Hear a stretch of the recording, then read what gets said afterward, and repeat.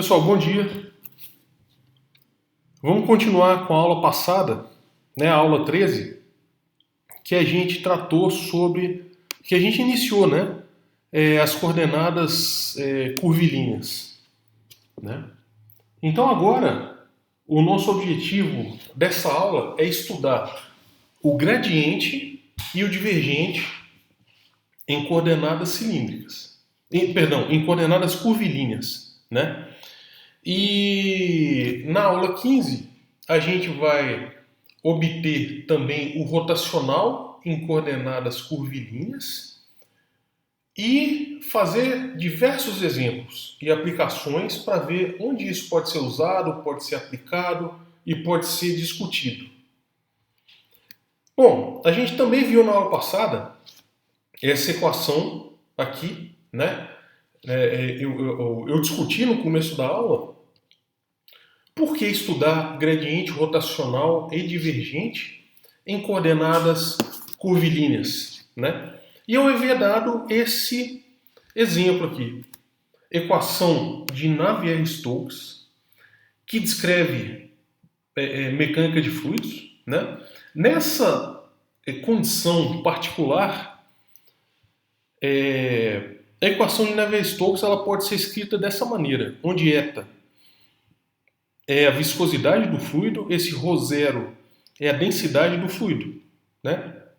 Então a gente quer estudar esse fluido escoando, o escoamento, né, desse fluido através dessa mangueira cilíndrica. Então esse é um problema que a gente vai ter que resolver na aula 16. Né? A gente não vai fugir disso. Isso daqui é uma base para a mecânica de fluidos e para a aplicação, né, desses operadores diferenciais, aqui no caso o rotacional, né, e o laplaciano, ou seja, o divergente e o divergente e o rotacional, para coordenadas, nesse caso, cilíndricas. Né? Um outro caso bastante importante, aplicado em eletromagnetismo, em problemas de engenharia, né, é justamente esse. É o famoso guia de ondas, ou seja, você pode guiar as ondas, né? Aqui, nessa figura à esquerda, é uma simulação de um guia de onda real, né? Você tem aqui um cilindro, exatamente que serve para guiar as ondas. Um modelo para esse cilindro é a figura à direita, né? Coordenadas polares aqui no círculo, r θ, e z, né? Essa coordenada em profundidade. Tem um exercício da lista que diz o seguinte: o E é um campo vetorial que depende das coordenadas ρ e θ. Só uma observação muito importante. Nesta aula, né, diferente da aula passada, a aula passada eu havia dado a coordenada radial em coordenadas cilíndricas, eu havia escrito como R. Só que R também são as coordenadas, é a coordenada radial em coordenadas esféricas. Então aqui nessa aula eu vou utilizar ρ justamente para denotar a coordenada radial em coordenadas cilíndricas, tá? Então ela o campo elétrico é uma função que depende de ρ e θ, né, porque tem simetria cilíndrica, e uma função oscilatória aqui na coordenada z e na coordenada temporal. O campo magnético é a mesma coisa, né? Eles satisfazem o laplaciano igual a zero. Agora, mostre que essas soluções, E e B, eles são soluções dessa equação que se chama equação de Laplace. Tá? O E é dado nessa forma. Então esse é um problema da lista. É um problema aí que quem vai fazer física, engenharia, vai se deparar com esse problema. Então é bom que a gente aprenda isso agora, né? Bom, está na lista. Então a gente tem que saber como resolver aqui o laplaciano em coordenadas esféricas. Nesse caso, cilíndricas, perdão. Né? E tem mais um exemplo, que é um fio ao longo do eixo Z, que transporta uma corrente chamada I. O potencial vetorial magnético é dado por essa expressão.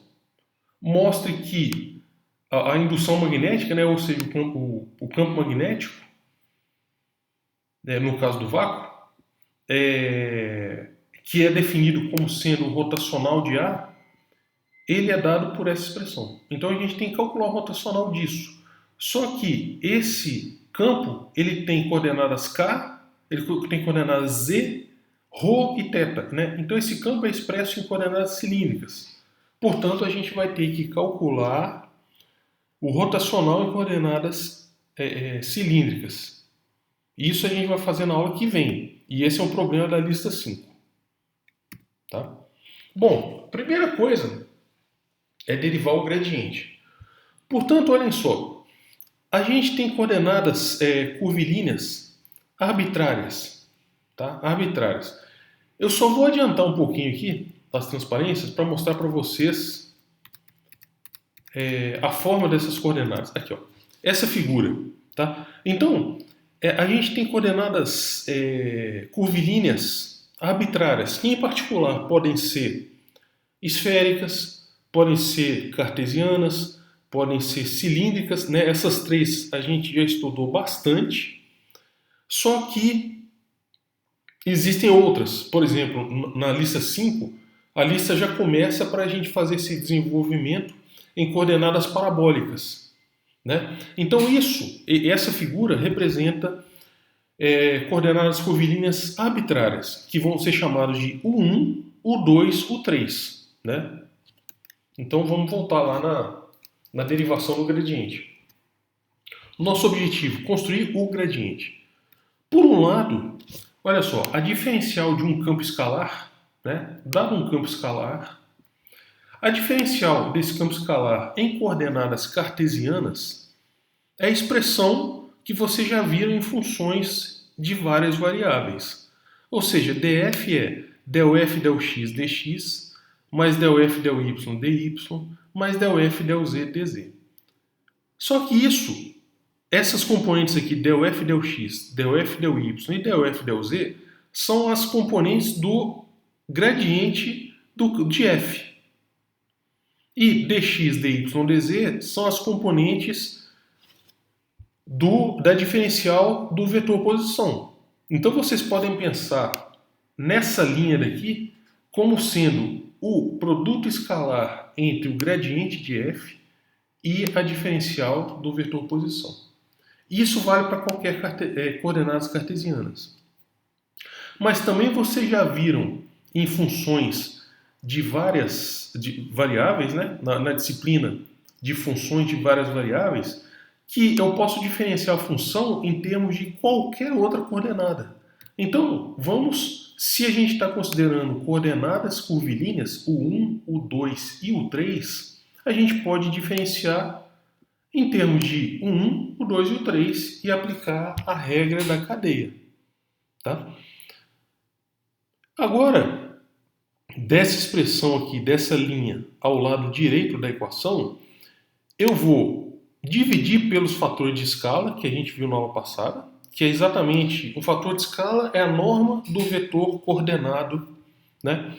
Então eu vou dividir e multiplicar pelo fator de escala, ou seja, eu não estou mudando nada na equação. Dividi e multipliquei pelo fator de escala na coordenada 2, dividi e multipliquei pelo fator de escala da coordenada 3. Né?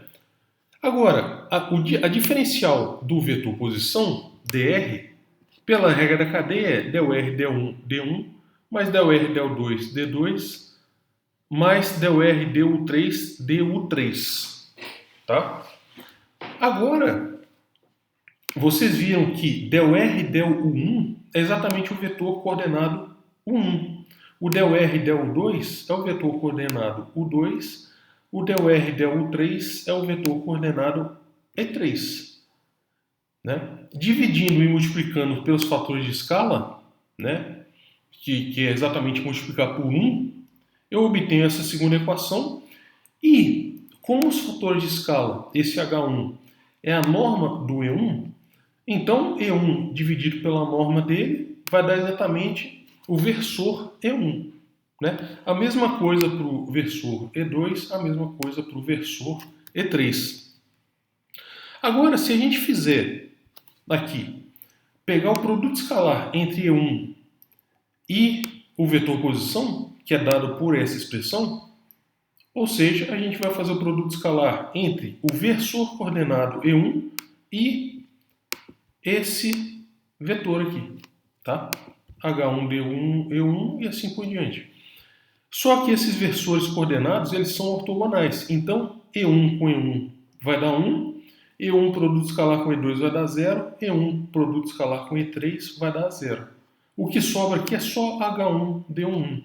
Portanto, essas expressões aqui em azul, H1, DU1, H2, DU2, H3, DU3, eu posso substituir por E1DR aqui, tá? E2 escalar DR aqui e o E3 escalar DR eu posso produto escalar DR eu posso substituir aqui, tá? Então a gente já mostrou, né, que a diferencial de f pela regra da cadeia é dada por essa expressão. Ao multiplicar e dividir pelos fatores de escala, a gente obtém a mesma expressão, porque eu estou multiplicando por 1. Né? Só que a gente já mostrou no slide passado que H1, D1 é exatamente isso daqui. H2, DU2 é exatamente o produto escalar entre o versor coordenado 2 e a diferencial do vetor posição. E a mesma coisa para o H3, DU3. Então a gente pode colocar em evidência, como todo mundo aqui está fazendo o produto escalar com a diferencial do vetor posição, eu vou colocar em evidência o dr e o que ficar aqui dentro do parênteses vai ser o gradiente de f. Então essa é a expressão para o gradiente de f em qualquer tipo de coordenadas. Tá? Qualquer tipo de coordenadas. Só um momento. Vamos fazer aqui um exemplo que a gente bem conhece. Né? Olha só, coordenadas cartesianas. O vetor posição é x na direção y, mais y na direção j, mais z na direção k.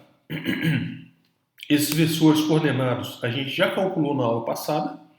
Né? Só para lembrar, o E1 é a derivada do R em relação ao 1. Mas a primeira coordenada, o 1, eu chamei de x. O 2 eu chamei de y. E o 3 eu chamei de z. Né? Então, o E1 é a mesma coisa de fazer a derivada do vetor posição em relação a x. Se você faz a derivada do vetor posição em relação a x, vai dar y. Né? Só lembrar o que a gente viu na aula passada. O segundo vetor é a mesma coisa, é o j. O terceiro é a mesma coisa, que é igual a k. Portanto, os fatores de escala, por definição, são a norma desses vetores. Só que a norma desses vetores, como esses vetores são unitários, a norma deles vai dar 1. Portanto, quando a gente substituir aqui o gradiente de f, né, no cálculo do gradiente de f, essa aqui é a expressão geral para o gradiente de f, em qualquer coordenada. Só que o versor, agora é só uma simples substituição. O fator de escala H1 é igual a 1. O E1 versor é o próprio I. O H2 é igual a 1. O versor é o I. Esse 1 aqui é a coordenada x. O 2 é a coordenada y. O 3 é a coordenada z. Esse fator de escala H3 a gente mostrou que é igual a 1. Está aqui, ó. E o E3 é o versor K. Então, dado qualquer tipo de coordenadas e os fatores de escala, vocês podem obter o gradiente. Né? Então, essa aqui é a forma do gradiente em coordenadas cartesianas, que é a própria definição que a gente viu na aula 1 em sala de aula. Né? Exemplo 2. Exemplo 2. Coordenadas cilíndricas. O 1 é igual a ρ, o 2 é igual a θ, o 3 é igual a z. Vetor posição, né, se a gente parametrizar, o vetor posição é ρ cosseno θ na direção i, ρ seno θ mais ρ seno θ na direção J, mais Z na direção K. Esses versores coordenados a gente já calculou na aula passada. A gente já havia calculado que o ρ é igual a 1, o θ, a norma dele é igual a ρ, e a norma do EZ é igual a 1. Né? Ou seja, a gente já havia visto que o H1 é igual a 1, o H2 é igual a ρ, o H3 é igual a 1 em coordenadas cilíndricas. Né? Então aqui de novo é uma mera substituição. Olhem só, o U1 é igual a ρ. Então aqui ΔF, ΔU1 é ΔF, Δρ. Tá? Esse E1 é o ρ, versor ρ. O fator de escala H1 aqui é 1. Acabou. Né? Então esse termo já está pronto. O segundo termo, o fator de escala, é 1 sobre H2. O H2 é ρ, então a gente tem que dividir aqui por ρ. ΔF, ΔU2 é exatamente ΔF, Δθ. E o E2 é o θ.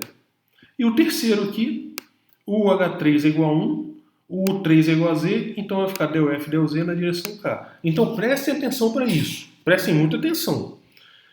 O gradiente de F em coordenadas cilíndricas é a diferencial, a derivada do F em relação a ρ, na direção ρ, mais 1 sobre ρ, diferencial do F em relação, derivada do F em relação a θ na direção θ, mais a derivada do F em relação a Z na direção K. Tá? Esse é o gradiente em coordenadas cilíndricas. Exemplo 1. Suponha que um campo escalar dado em coordenadas cilíndricas é esse daqui. Né? Como isso daqui vale para qualquer campo escalar, vamos fazer esse exemplo. O campo escalar é ρ seno θ mais Z. Tá? Isso aqui é um escalar. Então a gente tem que, pela expressão aqui do gradiente, a gente tem que derivar o campo escalar em relação a ρ, né? Mais 1 sobre ρ derivado do campo escalar em relação a θ na direção θ, mais a derivada do campo escalar em relação a Z na direção K. A derivada de ρ seno θ em relação a ρ é seno θ. A derivada de ρ seno θ mais Z em relação a θ vai ser só ρ cosseno θ. Só que esse ρ, ele não depende de θ, ele passa para fora da derivada, elimina com esse ρ, então vai dar só cosseno θ na direção θ. E aqui a derivada dessa expressão em relação a Z é só Z. Então a derivada o gradiente de F, se o F é esse campo escalar, o gradiente de F é esse vetor em coordenadas cilíndricas. Tá? Agora vamos partir para coordenadas esféricas. Coordenadas esféricas, o 1 é igual à coordenada radial, R. O U2 é a coordenada azimutal, θ. E o 3 é a coordenada equatorial, φ. Né? O E1 a gente já viu na aula passada, que é ΔR derivada do vetor posição em relação a R, que é esse cara daqui. O E2 é a derivada do R em relação a θ, que é esse vetor que a gente já calculou na aula passada. E o E3 é a derivada do R em relação a φ. Também já calculamos na aula passada os fatores de escala. O H1 é igual a 1, o H2 é igual a R e o H3 é R seno θ. Então, se ainda tiver dúvidas, vá na aula 13, que está tanto no YouTube quanto as notas de aula. Esses slides estão no PDF na minha página oficial da disciplina. E vocês acham lá, aula 13. Agora, né, se a gente tem o gradiente de F em qualquer coordenada, qualquer tipo de coordenada, né, então é só substituir. O H1 vale 1, o 1 é a coordenada radial. Então está aqui, ΔF, ΔR na direção R. O H2 vale R, então vai ser 1 sobre R, ΔF, Δθ na direção θ. O H3 é R seno θ. Está aqui, ó, 1 sobre R seno θ. ΔF, ΔΦ na direção φ. Né? Então o gradiente de F aqui é um vetor, né, um campo vetorial em coordenadas esféricas, na direção é R, θ e φ. Tá?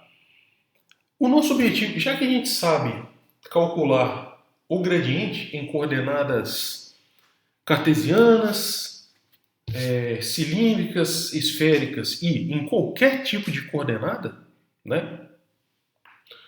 Então, agora a gente vai considerar como que a gente pode obter o divergente em coordenada, em qualquer tipo de coordenada, né? Só para lembrar, o que é divergente? Se um campo vetorial que depende das coordenadas 1, 2 e 3, ele é dado por essas componentes, F1, F2, F3, nas direções E1, E2 e E3, né? Vamos considerar primeiro o caso de coordenadas cartesianas. O campo vetorial é uma função que depende de x, y, z. Ele tem componentes, esses campos escalares, F1 na direção I, mais F2 na direção J, mais F3 na direção K. Né? Vocês lembram lá da primeira aula do curso, né, em sala de aula, que o divergente de F... Só um momento.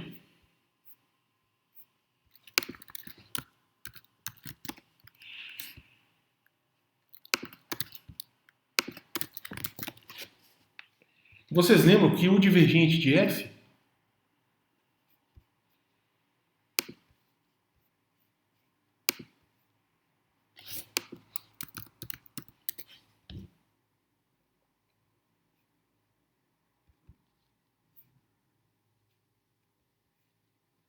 agora sim. Vocês lembram que o divergente de F é a derivada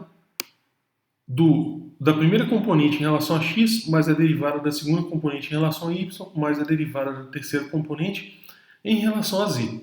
Né? Ou seja, o divergente de F ele pega um campo vetorial e leva não escalar. Né? Isso daqui é um escalar. Agora, a gente vai obter para qualquer tipo de coordenada, né, por enquanto, em coordenadas cilíndricas, o campo vetorial depende das coordenadas radial, polar e coordenada z. Né? Então ele tem essas componentes, Fρ na direção ρ, Fθ na direção θ, Fz na direção k. Em coordenadas esféricas, o campo vetorial depende do raio, do ângulo azimutal e do ângulo equatorial. Ele vai ser então um Fr na direção radial, um Fθ na direção azimutal e um Fφ na direção equatorial. Né? Só que a gente não sabe ainda como obter divergente nessas coordenadas. Para isso, a gente vai utilizar o teorema de Gauss. Vocês lembram que o teorema de Gauss ele tem essa forma. O fluxo através de uma superfície fechada é a integral. O fluxo do campo vetorial numa superfície fechada é a integral do volume do divergente do campo vetorial. Né? Agora, imagine que você tenha um volume tendendo a zero, tá? Um volume bem pequeno, infinitesimal. Então, se é infinitesimal, naquele ponto, o divergente de F é aproximadamente constante. Então, eu posso tirar o divergente dessa integral e passar do lado direito aqui, e passar essa integral no volume, que é exatamente o volume da superfície, para o denominador. Então é assim que a gente vai calcular divergente do F, né? Ele é o limite quando esse volume tende a zero do fluxo do campo vetorial através da superfície fechada, dividido pelo volume dessa superfície. Tá bom? Lembrando que esse dV, né, a gente viu num dos últimos slides da aula 13, da aula passada, que o dV é esse elemento de volume, H1, H2, H3, dU1, dU2, dU3. Então a gente vai usar isso para calcular esse denominador. Vamos lá. Então a gente tem um campo vetorial. Tá? Para que a gente calcule o divergente, a gente vai ter que calcular, né, o fluxo Olha, primeira coisa aqui dessa expressão aqui, o divergente, é o limite quando o volume tende a zero do fluxo. Então a gente vai ter que calcular o fluxo desse campo vetorial nesta superfície. Lembrando aqui, ó, que o 1 é essa coordenada aqui, o 1, né? Tá aqui, ó. O 1 é esse eixo aqui. Tudo bem, é uma coordenada curvilínea. É curvilíneo isso, mas o 1 ele está indo para cá. Portanto, se eu fizer seções de 1 é igual a constante, eu obtenho essa face aqui da superfície, a face esquerda, tá? E essa face aqui da direita, tá bom? Essa face aqui da direita. Essa normal, ela tá, a normal, né, pelo teorema de Gauss, ela tem que estar saindo da superfície. Então, essa normal tá na direção positiva e essa normal está na direção negativa, ok? Portanto, para calcular o fluxo, a gente tem que integrar, né, fazer uma integral de superfície, né, ou seja, para calcular essa integral aqui, o fluxo do campo vetorial na superfície fechada, a gente obtém, né, nesse caso aqui onde a superfície ela tem 6 faces, a gente tem que integrar nas 6 faces. Então o nosso objetivo aqui primeiro é integrar nessas duas faces, né, considerar essa integral nessas duas faces de 1 igual a constante. Portanto, a gente vai ter que considerar essa integral, né, a integral do fluxo, perdão, a integral do campo vetorial, né, nessa superfície, nessa face aqui, direita e na face esquerda. Né? Então vamos entender o que está acontecendo. Olha só, na face direita, o que aconteceu? Esse daqui é o F1, né? Para que a gente calcule na face, isso daqui, H2, H3, deu1, deu2, deu3, como a gente viu no último slide da aula passada, isso daqui é o elemento de área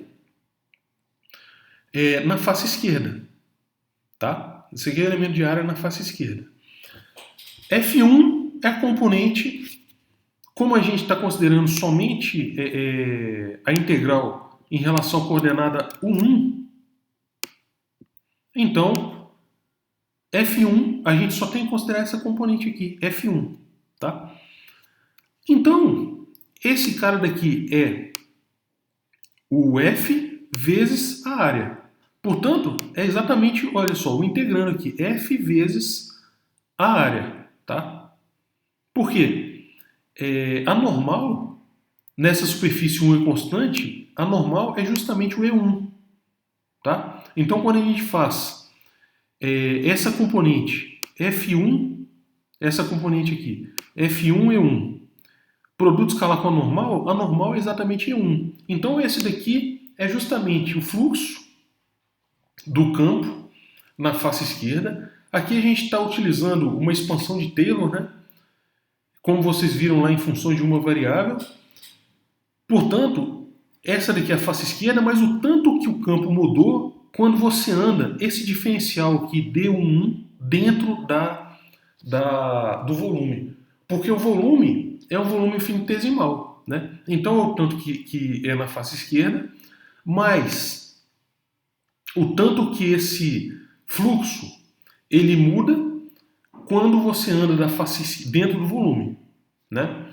Só que agora essa parte aqui é o elemento de área na face esquerda. Só que a normal ela está apontando para a direção contrária ao E1. Portanto, a normal aqui na face esquerda é menos E1. Quando a gente for fazer o produto escalar entre o F, esse F daqui, essa parte do F, e a normal, que é menos E1, vai ter esse sinal negativo aqui, ó, né? Então esse termo aqui se cancela com esse termo, e o que sobra é só esse termo em vermelho, DU2, DU3, que é exatamente isso daqui, tá? Então, se a gente fizer a mesma coisa para as outras faces, né, a gente fez para uma face de 1 constante, obteve isso. Se a gente fizer o mesmo procedimento para faces U2 constante, vai dar esse cara daqui. E fazendo o mesmo procedimento para U3 constante, vai dar esse outro cara daqui. Então, esse é o fluxo do campo vetorial através da superfície fechada. Como o divergente, a gente, pelo teorema de Gauss, a gente já mostrou que para o limite do volume tendendo a zero é o fluxo, então essa expressão aqui ela vai no numerador e essa expressão aqui ela vai no denominador, tá? Essa aqui ela vai no denominador. Então, esse termo daqui que é o numerador dividido por esse termo no denominador vai ficar essa expressão aqui. Então, essa expressão é a expressão para o divergente, tá bom? Essa expressão para o divergente. Vocês podem estar se perguntando, professor, e as integrais? As integrais, elas não aparecem aqui porque a gente está fazendo o limite, o volume tendendo a zero, né? O volume tendendo a zero.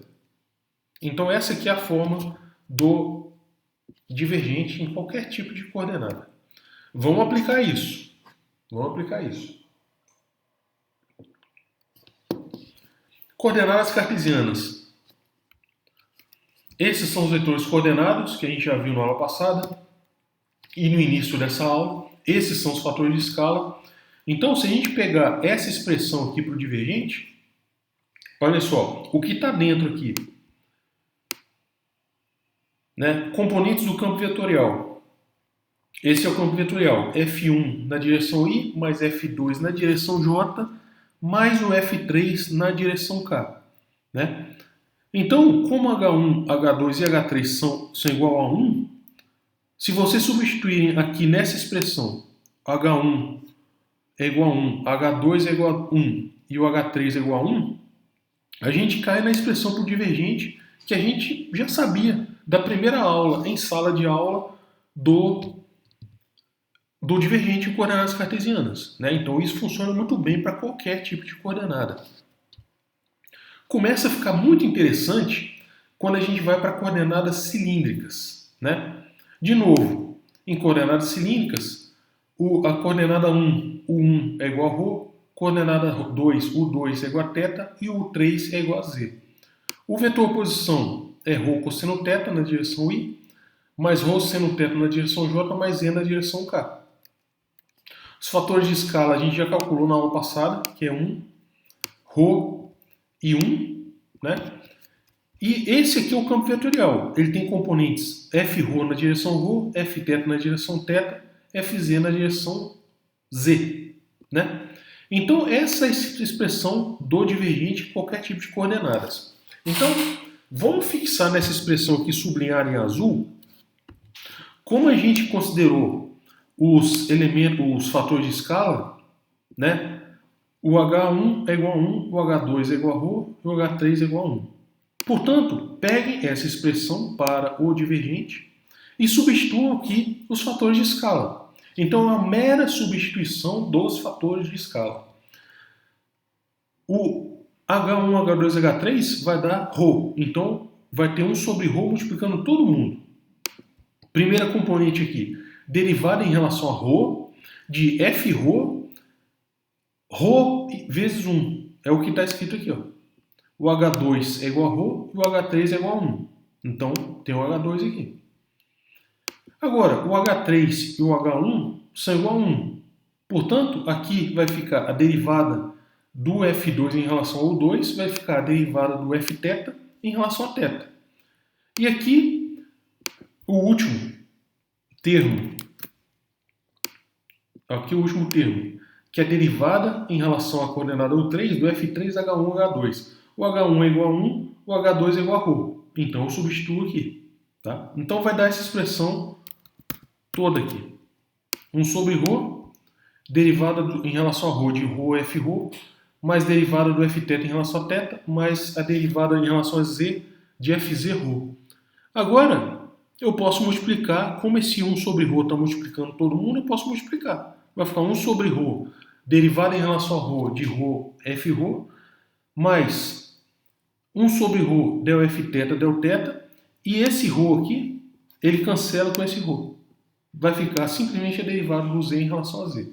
Então esse é o divergente em coordenadas cilíndricas, tá? Pessoal, agora, atenção! Bora lá para o cafezinho, toma um cafezinho, uma água, lava o rosto, né? E vamos prestar atenção aqui. Essa primeira linha é a expressão para o divergente que a gente calculou, né? Só que, se a gente quiser, a gente tem que abrir esse cara daqui, tá? Isso daqui é ρ multiplicando por uma função, a componente ρ do campo vetorial. E essa função, ela depende de ρ, θ e z, né? Então, olha só, 1 sobre ρ que multiplica a derivada do ρ em relação a ρ, que é 1, né? Vezes f de ρ. Então, olha só, se a gente prestar atenção só nessa derivada, vai ser derivada da primeira vezes a segunda, então vai só f de ρ, dividido por esse ρ aqui, tá? Mas a primeira, então a primeira, ela pula para fora dessa derivada e elimina com esse ρ, vezes a derivada da segunda, que é esse cara daqui. Então, tome bastante cuidado quando vocês forem abrir essas derivadas. Sempre vai ter que utilizar a regra do produto, lembrem disso, né? Então essa daqui, a segunda linha, é uma outra opção, é uma outra expressão para o gradiente de f em coordenadas cilíndricas, tá? Exemplo, suponha que o campo vetorial seja esse aqui, ρ versor mais θ versor mais k versor. Ou seja, as componentes do campo vetorial, na direção ρ, a componente ρ vale 1, na direção θ, a componente θ vale 1, na direção z, a componente z vale 1. Né? Então, aplicando aqui a fórmula para o divergente, é só aplicar. Está aqui, ó. O Fρ é igual a 1. Frρ é igual a 1. Então, Frρ sobre ρ vai dar 1. Como o Fθ, tanto o Frρ, o Fθ e o Fz, que são as componentes do campo vetorial em coordenadas cilíndricas, eles são constantes, igual a 1, então todas as derivadas aqui são zero, porque a derivada de constante é igual a zero. Tá? Então essa derivada é zero, essa derivada é zero, essa derivada é zero. Portanto, para esse campo vetorial, o divergente do campo é igual a 1 sobre ρ. Tá? Alguma dúvida? Por favor, refaçam essas contas, releiam a aula, reassistam a aula, e se permanecer dúvida, fiquem sempre à vontade, eu estarei sempre disponível para vocês, para tirar dúvida por e-mail, a qualquer hora, ou nos horários da monitoria. Bom, uma observação muito importante aqui é o seguinte, todo o resultado que a gente obteve para coordenadas cartesianas vale para coordenadas cilíndricas, né?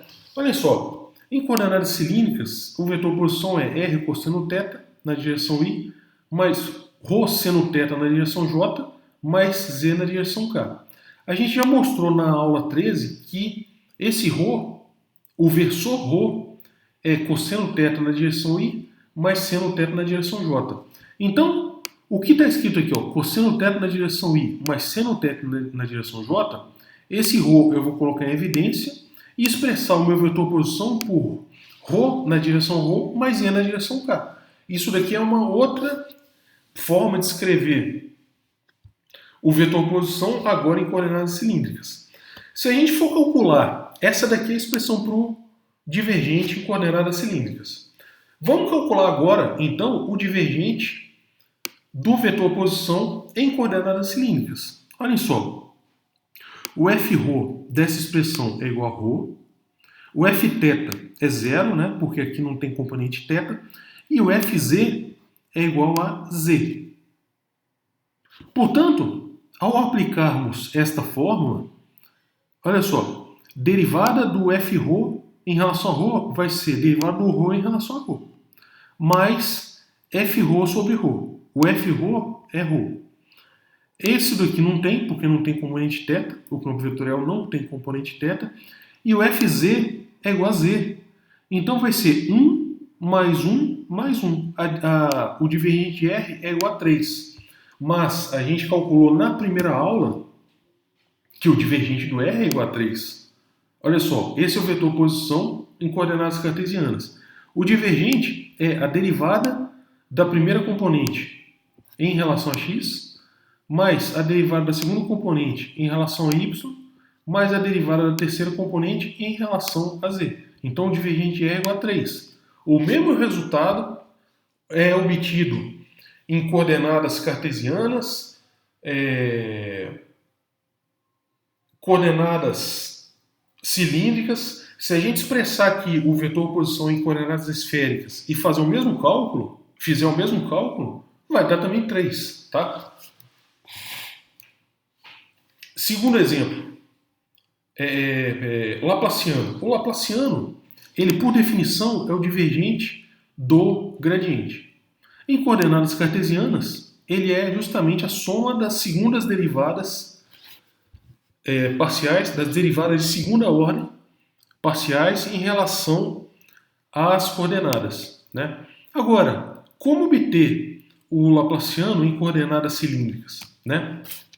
Por um lado, a gente já sabe, olha, o Laplaciano de um campo escalar é o divergente do gradiente. Em coordenadas cilíndricas, a gente sabe tanto o gradiente de um campo escalar quanto o divergente de um campo vetorial. Então, se a gente sabe, é só aplicar, né? Olha, essa aqui é a expressão para o divergente de um campo vetorial em coordenadas cilíndricas. Agora, se a gente fizer nessa expressão, né, o campo vetorial como sendo o gradiente, se a gente considerar campos conservativos, ou seja, o campo vetorial é o gradiente de um campo escalar, então o divergente de F será o divergente do campo escalar, que é o Laplaciano do campo escalar. Acabou, né? Como as componentes do... Né, como a gente está fazendo, então, o campo vetorial ser igual ao gradiente do campo escalar, o gradiente do campo escalar tem essas componentes. Então é só substituir essas componentes nessa expressão, né? Então a gente tem que, substituindo, olha só, 1 sobre ρ, derivado em relação a ρ, de ρ, Fρ. Só que o Fρ é componente ρ do campo vetorial. E o campo vetorial é o gradiente de F. Então tá aqui, ó, componente ρ. Então vai ficar 1 sobre ρ, derivado em relação a ρ, de ρ, del F, del ρ. Aqui, o Fθ, a componente θ do campo vetorial é 1 sobre ρ, del F, del θ. Então tá aqui. Substituindo nessa expressão, tem aqui 1 sobre ρ quadrado, del F, del θ. Tá? E aqui é a derivada simples, né, do Fz. O Fz é essa componente. Então a gente tem essa expressão para o Laplaciano.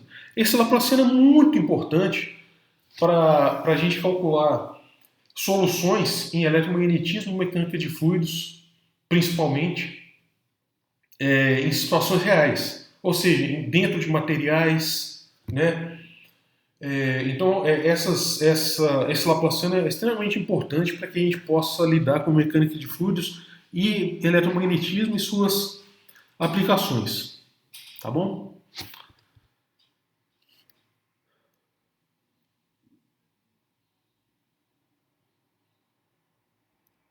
Pessoal, só um minuto.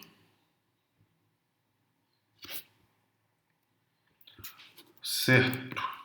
Olha só, essa expressão para o gradiente a gente obteve, só lembrando aqui, essa aqui é a expressão para o gradiente, né? Então, nessa transparência, nesse slide aqui está faltando 1 sobre ρ aqui, né? Então vamos só consertar isso agora.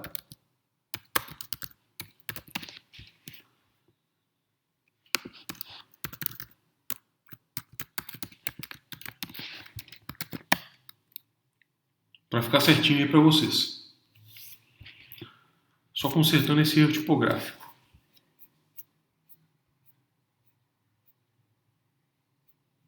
Tá aqui, ó. Tá certinho agora, tá bom?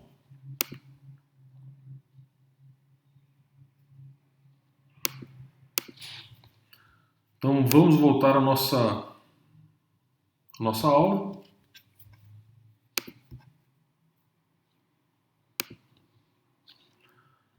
Essa expressão para o Laplaciano. Tá tudo certo, o desenvolvimento tá tudo certo. Só estava faltando esse 1 sobre ρ aqui, tá? Bom, agora a gente vai ver um exemplo em eletrostática, né? Essa daqui é a lei de Gauss, que a gente já viu na aula 12. O divergente de E é a densidade de carga elétrica dividido pela permissividade elétrica do vácuo, né?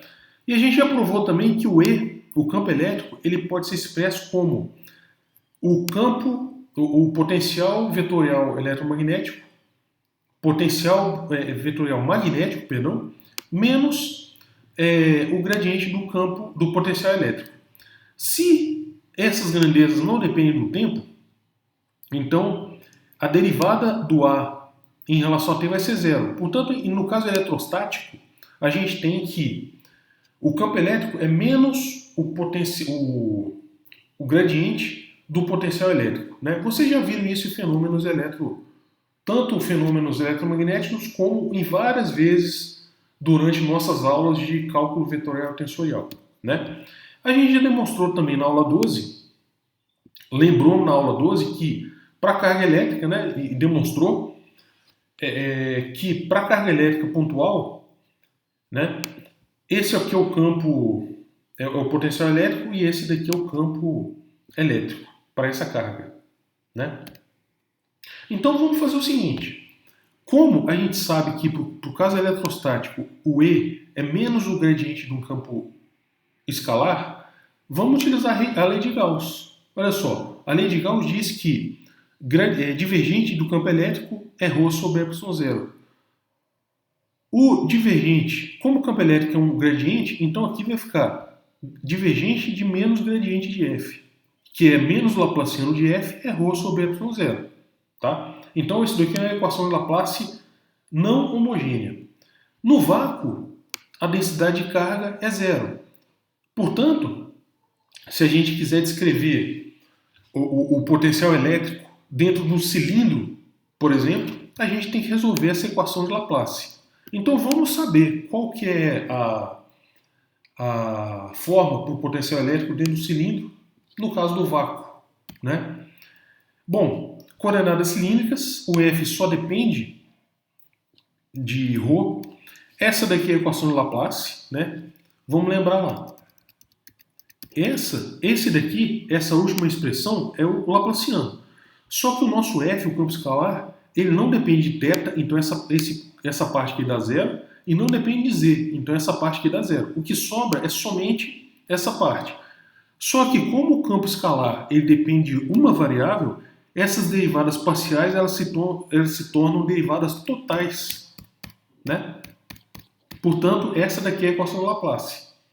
Bom, se 1 sobre ρ vezes a derivada de qualquer coisa é igual a zero, a gente pode passar esse ρ multiplicando, né? Eu posso multiplicar os dois lados da equação por ρ, então essa equação é equivalente a essa daqui. Então a derivada de qualquer coisa é igual a zero. Significa que o que está entre parênteses deve ser igual a constante, né? Porque a derivada dele é igual a zero. Então ele é constante. Agora, dessa equação eu vou dividir por ρ ambos os lados da equação e vai ficar essa equação daqui. df de ρ é igual a k sobre ρ. A gente pode integrar em relação a ρ essas expressões. E a integral da derivada, pelo teorema fundamental do cálculo, é simplesmente f de ρ.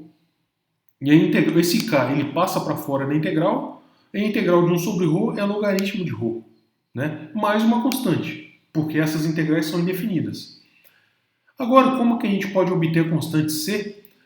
Suponha um certo ρ0, um valor de ρ, tal que esta função seja zero.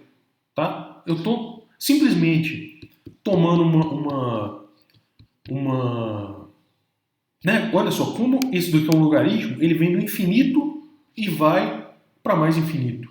né? Então ele passa pelo zero. Vai existir uma função de ρ tal que, né, vai existir um valor de ρ, vamos chamar de ρ0, tal que essa função seja zero. Agora, quando essa função for zero, né, substituindo aqui nessa equação, eu tenho que f de ρ0 é k logaritmo de ρ0 mais constante. Então, a constante é menos k logaritmo de ρ0. Ou seja, a solução para a equação de Laplace em coordenadas cilíndricas com simetria radial é k ln de ρ menos k ln de ρ0, que é isso daqui. E pela propriedade de logaritmo, eu posso escrever isso dessa maneira. Essa é a solução, portanto, da equação de Laplace para o potencial elétrico. Coordenadas esféricas. Bom, em coordenadas esféricas, o divergente, os fatores de escala a gente já calculou, né? Os fatores de escala são as normas dos vetores coordenados. O H1 é igual a 1, o H2 é igual a R e o H3 é R seno θ. Se a gente tiver um campo vetorial que é f de R na direção R, mais f de θ na direção θ, mais f de φ na direção φ, vamos pegar a fórmula do gradiente e substituir os fatores de escala. Aqui, ó, H2, o f primeiro. H1, H2, H3 é R vezes R seno θ, tá aqui. Derivada em relação à primeira coordenada, R, tá aqui. O F1 é igual a FR, tá aqui. O H2, H3 é R quadrado seno θ, beleza. Mais a derivada em relação à segunda coordenada, que é a derivada em relação a θ. De R seno θ, que é o H3, vezes 1, que é o H1, tá aqui, ó. E o H1, H2 vale R, né? Então essa é a expressão para o divergente. E se vocês quiserem simplificar essa expressão, vocês podem tirar esse seno θ. Como aqui é a derivada em relação a R, vocês podem tirar o seno θ para fora, né? E esse seno θ vai cancelar com esse cara. Então vai sobrar só 1 sobre R quadrado, a derivada em relação a R, do que ficou dentro aqui, ó, R quadrado, f de R. Agora, isso daqui é derivada em relação a θ. Esse R, ele passa para fora, cancela com R quadrado, então vai ser 1 sobre R seno θ, derivada em relação a θ, do seno θ f de θ. Tá? E em relação a φ, só tem um R aqui que pode passar para fora, que vai cancelar com R quadrado. Então aqui vai ficar 1 sobre R seno θ, derivada do f φ em relação a φ. Então essa daqui é a expressão final para o gradiente de f, perdão, para o divergente do campo vetorial em coordenadas esféricas. Então vocês têm que saber usar isso daqui, né? Vamos pegar um campo vetorial cujas componentes, todas as componentes dele sejam igual a 1. Ou seja, na direção R, o campo vetorial é simplesmente 1 na direção R, mais 1 na direção θ, mais 1 na direção φ. Essa daqui é a expressão para o divergente de f.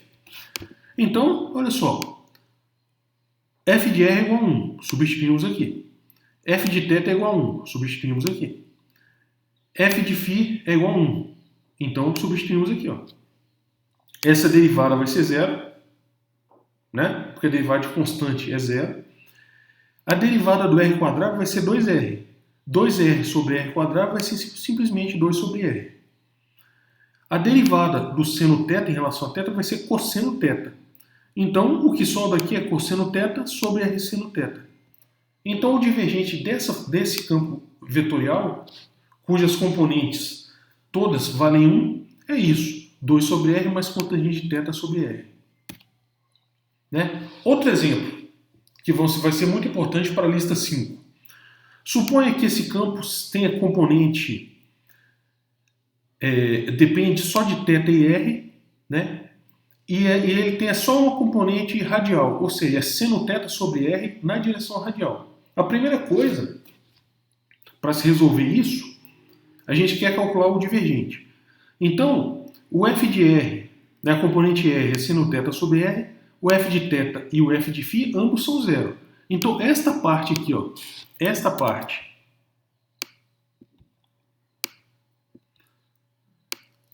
Como as componentes θ e φ são zero, são nulas, então essa parte aqui vai ser zero, essa parte aqui vai ser zero. Então essas duas partes vão se cancelar, tá? Vão ser nulas.